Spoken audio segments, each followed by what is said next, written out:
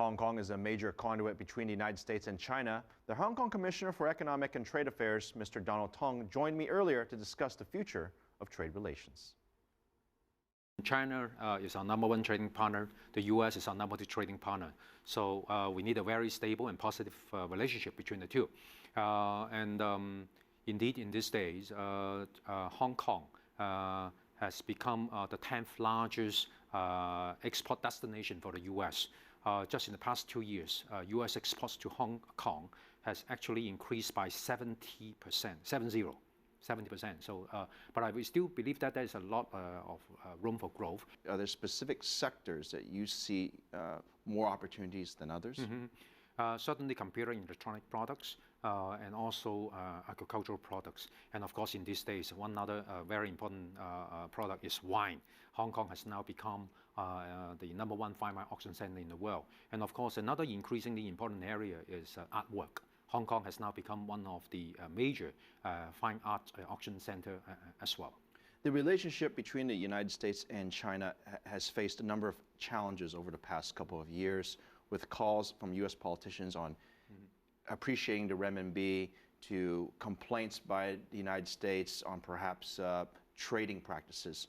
What's the biggest challenge right now in that relationship that you see, if they could overcome it, that would open up more opportunities?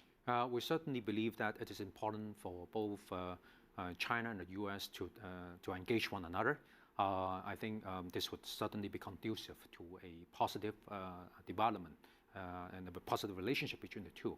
And as you rightly point out, Hong Kong has now become an offshore renminbi business center. We believe that that is a win-win-win situation for the U.S., China, and Hong Kong. It's a win for the U.S. because it would help to offset the risk in exchange rate fluctuation for U.S. businessmen when they trade with China.